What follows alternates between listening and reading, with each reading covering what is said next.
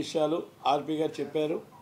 ఆర్పి గారు ఆయన భాషలో చాలా నీట్గా ఆలోచించి ఆచితూచి మాట్లాడి మా సోదరి రోజా గారి కోసం, అందరి కోసం, జగన్ రెడ్డి గారి కోసం, షర్మిలమ్మ బాధ, సునీతమ్మ బాధ, సునీతమ్మ కష్టం ఎలా జరిగిందో, ఎలా వాళ్ళకి ఎక్కడ సెక్యూరిటీ వస్తుందో, భయభ్రాంతులు అవుతున్న అన్నీ కూడా వివరంగా చెప్పారు. కాబట్టి నేను లోతుగా వెళ్ళను, కానీ ఆంధ్రప్రదేశ్లో జరిగిన పరిణామాల మీద నేను మాట్లాడతాను. ఎందుకంటే నేను ఆల్రెడీ శ్రీకాకుళం, విజయనగరం, విశాఖపట్నం, అనకాపల్లి, నేను వాళ్ళకి 5 రోజులు బట్టి నేను మొత్తం నియోజకవర్గాల నుంచి ప్రతి ఒక్క బూత్ టు బూత్ అన్నీ కూడా నేను చేసుకుని వస్తున్నాను. నాకు తెలిసిన సమాచారం ప్రకారం ఓకే, ఏమి జరిగినా మీరు గులకరాయి అన్నా, కత్తిపోటు అన్నా, గొడ్లపోటు అన్నా, ఏ పోటు అన్నా, మీరు మొత్తం టోటల్గా అది ఇచ్చానక్క, ఇది ఇచ్చానక్క, నన్ను ఏదో కొత్తగా ఒక మాట చెప్పారు, నా వల్లే మొత్తం టోటల్గా స్టీల్ ప్లాంట్ ఆగిపోయిందని. మీరే కాదండి, ఆదానితో కలిపి స్టీల్ ప్లాంట్ మొత్తం టోటల్గా ప్రైవేటీకరణ చేద్దామని అనుకున్నారు. మీరు అసెంబ్లీ పార్లమెంట్లో మాట్లాడలేదు. మీరు జగన్మోహన్ రెడ్డి గారు మీ ఎంపీలు ఈరోజు విశాఖపట్నం వచ్చి గాజువాకలో మీరు ఏదేదో చేస్తారని చెప్పి మీ సొంతానికి 450 కోట్లు ఇల్లు కట్టుకున్నారు. ఓకే, అదృష్టమో దురదృష్టమో కానీ 450 కోట్లు ఇల్లు ఓపెనింగ్ చంద్రబాబు నాయుడు గారు చేస్తున్నారు జూన్ 9వ తారీఖు నాడు. తప్పకుండా 9వ తారీఖు నాడు చేసి పెద్ద క్యాపిటల్, ఫైనాన్షియల్ క్యాపిటల్ విశాఖపట్నం ఉంటుంది, రాజధాని అమరావతి ఉంటుంది, కన్ఫర్మ్డ్. అదే అంటారు, కొన్ని చేసినవంట కొంతమందికి పనికొస్తాయంట, అంతే, అలాగే పనికొస్తుంది. కానీ నేనేమంటున్నానంటే ఆ మొత్తం టోటల్గా ఉత్తరాంధ్రలో స్వీప్ చేయబోతుంది. శ్రీకాకుళం జిల్లాలో 10 సీట్లకి 8 సీట్లు మేము గెలుస్తున్నాం. టీడీపీ కూటమి గెలుస్తుంది. ఈ 2 సీట్లు నువ్వా నేను అన్న పొజిషన్లో ఉంది. ఈ 5 రోజులు చాలా కీలకం. అలాగే విశాఖపట్నంలో మొత్తం టోటల్గా స్లీప్ చేయబోతున్నాం. 1 సీటు వైసీపీకి రావట్లేదు. అనకాపల్లిలో సీఎం రమేష్ మొత్తం టోటల్గా అన్ని సీట్లు గెలవబోతున్నారు. సీఎం రమేష్ ఎంపీగా ఎమ్మెల్యేలు అందరినీ గెలిపించుకుంటున్నాడు. కనుక అక్కడ మొత్తం విజయనగరం మాత్రం మేమే కావాలనేదో చెప్పట్లేదు. దాంట్లో విజయనగరంలో 50-50 నువ్వా నేను అన్నంత పొజిషన్లో ఉంది. మన్యం జిల్లాలో, అల్లూరు జిల్లాలో నువ్వా నేను అన్నంత పొజిషన్లో ఉంది. ఈ మూడింటి కోసం మాత్రం ఎవరు కూడా అక్కడ దానికి ఒక ఇది కూడా పెట్టలేరు. అంటే వైసీపీ డిపాజిట్ కూడా గల్లంత అయిపోయే పరిస్థితిలో ఈరోజు ఉంది మనం చెప్పొచ్చు. కానీ ఇంకోటి నేనేమంటున్నానంటే, మనం అక్కడ శ్రీకాకుళం జిల్లాలో మొత్తం టోటల్గా అక్కడ బందాలం అశోక్ గారు ఉన్నారు, ప్రియ సాయిరాజు గారు భార్య నిల్చున్నారు. 2 సార్లు గెలిచాడు ఆయన, ఇది 3వసారి హ్యాట్రిక్ చేయబోతున్నాడు. మన గౌత్ శిరీష గారు, గౌత్ లచ్చన్న గారి మనవరాలు, గౌత్ శివాజీ గారి కూతురు, సిదిరి అప్పలరాజు గారి మీద ఈజ్ అ గ్రేట్ పర్సన్. తిట్లు పురాణంలో నెంబర్ 1 జగన్మోహన్ రెడ్డి గారి అవార్డు తీసుకున్న సిదిరి అప్పలరాజు గారి మీద ఆయన ఓడిపోబోతున్నాడు, అమ్మాయి గెలవబోతుంది. కనుక అలాగే టెక్కల్లో అచ్చెన్నాయుడు గారి మీద దువ్వాడి శ్రీనివాస్ గారు పోటీ చేస్తున్నారు. వాళ్ళ ఆవిడే ఆయన ఓడిస్తుంది, వాళ్ళ ఆవిడే ఆయనకు ఓటేయదు. కనుక అక్కడ కూడా ఓటమి చెందుతున్నారు, ఆయన గెలుస్తున్నారు. ఎడ్ల రావణమూర్తి గారు మా ధర్మం దాస్ గారు ఓడిపోతున్నారు, రావణమూర్తి గారు టీడీపీ గెలుస్తుంది. శ్రీకాకుళంలో కుర్రవాడి చేతిలో ధర్మన ప్రసాద్ గారు ఓటమి పాలవుతున్నారు. గోడశంకర్ అని కొత్త అబ్బాయి దగ్గర ఆయన ఆల్రెడీ గెలవబోతున్నాడు, ధర్మన ప్రసాద్ గారు ఓడిపోబోతున్నారు. ఈ మొత్తం తమ్మినేని సీతారామ గారు మేనల్లుడి మీదే ఓటమి పాలవుతున్నాడు. ఎందుకంటే శ్రీకాకుళం జిల్లాలో నేను స్వయంగా ఆ రోజు చెప్పాను, ఈరోజు చెప్పాను. నేను మొన్న అక్కడ ప్రెస్ మీట్ పెట్టి అన్ని ఇల్లు వచ్చాను. కాబట్టి ఇవన్నీ విశాఖపట్నంలో యువకుడు కావాల్సిన వాడు మొత్తం టోటల్గా ఎప్పుడైతే మన పరిశ్రమలు కావాలన్నా, మన స్టీల్ ప్లాంట్ నిలబడాలన్నా, సినీ పరిశ్రమ రావాలన్నా, మనకి ఏదైనా మనకి ఇక్కడ మొత్తం టోటల్గా గీతం యూనివర్సిటీ చైర్మన్ భర్త గారు బాలకృష్ణ గారి చిన్నల్లుడు గెలవబోతున్నాడు. ఆమె మీద బొత్స ఝాన్సీ గారు నించోబెట్టారు. బొత్స ఝాన్సీ గారు ఇంతకుముందు ఎంపీగా విజయనగరం చేశారు. ఒక్కరోజున ఏమైనా పరిశ్రమ తెచ్చారా, పార్లమెంట్లో ఏమైనా మాట్లాడారా? అలాంటి వాళ్ళు గెలిస్తే బాగుంటుందా? యువకుడు ఉత్సాహవంతుడు పరిశ్రమల కోసం, మన అమెరికన్ కాన్సెంట్ కోసం మనకి స్టూడియోల కోసం మాట్లాడటానికి మన భర్త గారు వస్తే బాగుంటుందా? ఒక్కసారి ఆలోచించుకొని ఓటేయండి. అలాగే విజయనగరంలో మొత్తం టోటల్గా జిల్లానే బొత్స సత్యనారాయణ గారికి వదిలేశారు. ఆయన ఇంకా విశాఖపట్నం అడుగు ఎత్తకముందే ఎంవివి సత్యనారాయణ గారు, అలాగే ఆయన బొత్స సత్యనారాయణ గారు మున్సిపల్ మినిస్టర్గా ఉండేటప్పుడు మా సోదరుడు చెప్పారు, మొత్తం టోటల్గా చర్చిలు ల్యాండ్ ఆల్రెడీ కాజేసేసారు. మీరు ఒక మతం చూడకండి, అన్ని మతాలు ల్యాండ్లు కావైపోయాయి. కనుక సిరిపురంలో అవ్వచ్చు, ఇంకోటి అవ్వచ్చు, ఆల్రెడీ చర్చ్ ల్యాండ్లు అన్నీ కూడా కబ్జా చేసేసారు. ఆ ల్యాండ్లో ఆల్రెడీ 3 కేసులు ఉంటున్నా పవన్ కళ్యాణ్ గారు కూడా వెళ్ళొచ్చారు. ఆ కేసులు ఉంటుండగా కూడా ఈయన మున్సిపల్ శాఖ మంత్రిగా, మినిస్టర్గా ఆయన పర్మిషన్లు ఇచ్చాడు. ఇప్పుడు ఆల్రెడీ ఇది పెండింగ్ ఆ కేసు ఉంది. రేపు గవర్నమెంట్ వచ్చిన వెంటనే దాని మీద ఎంక్వైరీ నడుస్తుంది.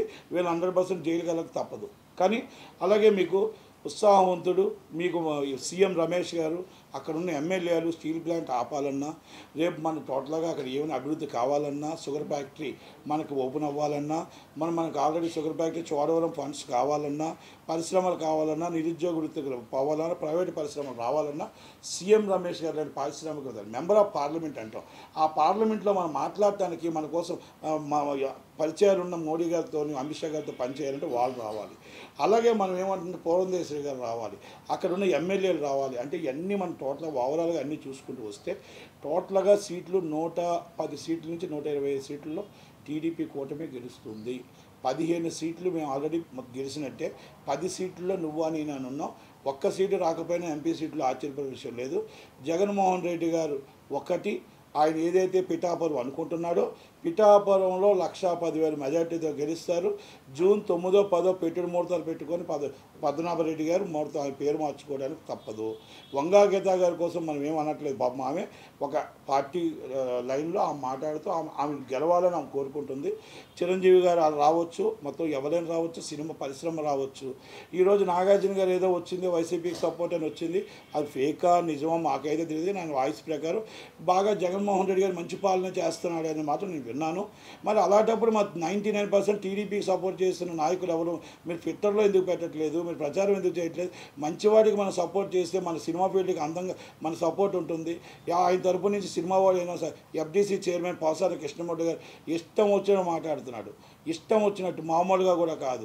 కానీ మెంటల కృష్ణకి మెంటల్గా మాట్లాడుతున్నప్పుడు మనం ఏం బ్యాలెన్స్ తప్పితే మనం చెప్పలేము. కానీ అభివృద్ధి కోసం నువ్వు ఛాలెంజ్ చేయి. నువ్వు ఎఫ్డీసీ నుంచి చైర్మన్గా ఉంటే మా ఇండస్ట్రీకి ఏం చేసావు, ఏం సాధించావు, మా ఇండస్ట్రీని ఏం తీసుకొచ్చావు, ఎక్కడ స్టూడియో కట్టావు, ఎక్కడ ఇన్ఫ్రాస్ట్రక్చర్ తీసుకొచ్చావు, ఆ దమ్ము ఉంటే అది చెప్పగలగాలి. నీకు అది లేదు ఇది లేదు. నిన్ను తిట్టడానికి, నీకు అవార్డులు ఇవ్వడానికి పెట్టారు. అవార్డులు ఎవరు పెట్టారు?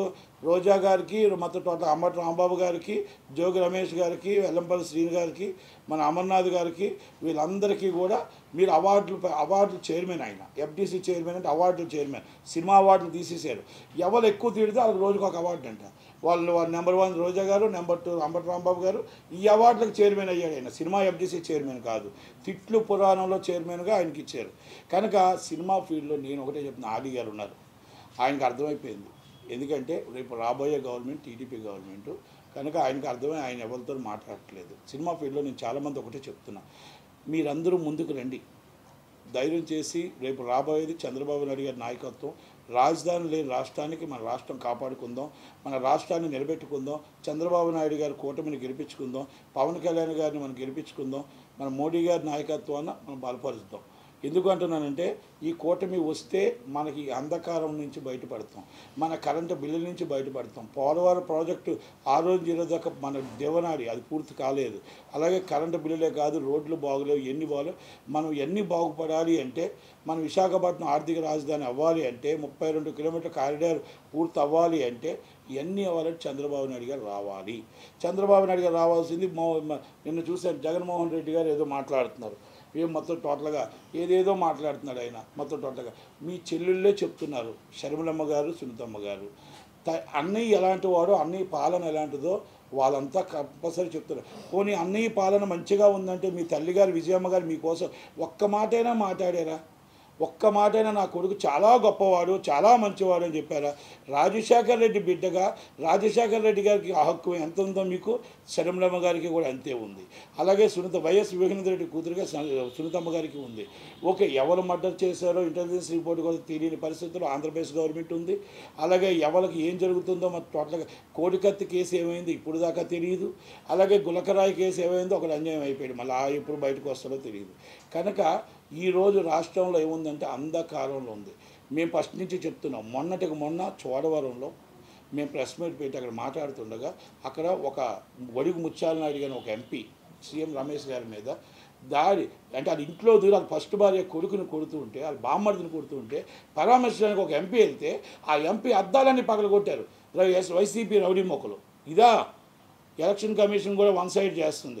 అక్కడ పోలీస్ డిపార్ట్మెంట్ కూడా ఇమ్మీడియట్లీ రిలీవ్ చేయాలి, ఆర్ఓని రిలీవ్ చేయాలి. డీజీపీ గారిని ఆ రోజు ఫోన్ చేస్తే లేదు, okay election commission immediately DGP గారిని రిలీవ్ చేసింది.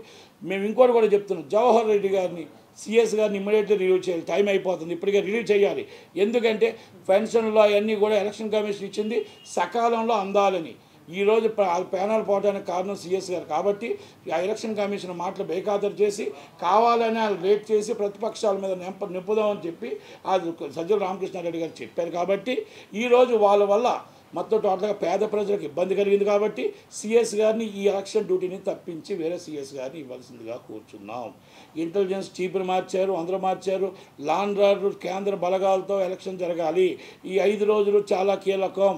ఈ 5 రోజుల్లో ప్రతిరోజు కూడా వైసీపీ ముక్కలు ఎత్తుకు పై ఎత్తున చేస్తూ ఏ రౌడీజం చేసి ఓడిపోతున్నాం అనే దాంతో అకృషతో ఎవరు ఎదుటి వాళ్ళని తిరగబడి కొట్టడానికి ప్రయత్నం చేస్తున్నా ఈ వైసీపీ వాళ్ళకి అరికట్టాలంటే ఎలక్షన్ కమిషన్ దారి చూసుకోవాలి. టీడీపీ శ్రేణులకి జన సైనికులకి మీకు ఒక్కటే మళ్ళీ అందరికీ మా మనవి, బీజేపీ వాళ్ళకి మీరు గెలుస్తున్నామని చెప్పి నిద్రపోకండి. ప్రతి ఓటు చాలా వాల్యుబుల్, ప్రతిరోజు వాల్యుబుల్. 13వ తారీఖు రాత్రి 10 గంటల దాకా ప్రతిరోజు మనకు చాలా వాల్యుబుల్. కాబట్టి మీ బూతు కాడ మన మనిషిని తీసుకొచ్చి ప్రతి వాళ్ళని ఓటు వేయించడం. జగన్మోహన్ రెడ్డి గారిని నమ్మొద్దు, ఎత్తురికి పై ఎత్తులు వేస్తాడు. కాబట్టి ప్రతి కార్యకర్త దగ్గరుండి మనం ఓటు వేయించి ఆ బూత్ సీల్ చేసిన దాకా మనం చంద్రబాబు నాయుడు గారి గవర్నమెంట్ వచ్చేదాకా మీరే బలం. చంద్రబాబు గారి కార్యకర్తలే బలం, పవన్ కళ్యాణ్ గారి కార్యకర్తలే బలం, బీజేపీ బలం. దయచేసి అందరూ కూడా కార్యకర్తలది మీ పార్టీ. ఈ కార్యకర్త చంద్రబాబు నాయుడు గారిని పెట్టి గెలిపించుకోవాల్సిన అవసరం మీకుంది. కాబట్టి ఈ 5 రోజులు కష్టపడండి, ప్రతి కార్యకర్త కష్టపడండి. నిద్రాహారాలు మాని వైసీపీ వాళ్ళు తిరుగుతున్నారు, సందు తిరుగుతున్నారు. ఈ నైట్ డబ్బులు పంచడానికి తిరుగుతున్నారు. ఎక్కడి నుంచి పొద్దుటూరులో 2000 రూపాయలు అంట, ఇంకొకటి 1000 రూపాయలు అంట, రూమర్స్ వస్తున్నాయి. ఇంకొకటి 5000 అంట, ఇంకొకటి 3000 అంట, అకౌంట్లోకి 4000 అంట. ఏదేదో చెప్తున్నారు, ఏదేదో చేస్తున్నారు. అది అన్నీ కూడా తీసుకెళ్ళి ఎలక్షన్ కమిషన్ యొక్క ఫోటోలతో సైతం పెట్టండి. మీరు సైనికులుగా తయారవ్వండి. వాళ్ళు పెట్టినవన్నీ కూడా తీసుకొచ్చి ఎలక్షన్ కమిషన్కి, అక్కడ ఎస్పీకి, కమిషనర్ గారికి దగ్గరుండి చూపించండి, విలారాచకాలు చూపించండి.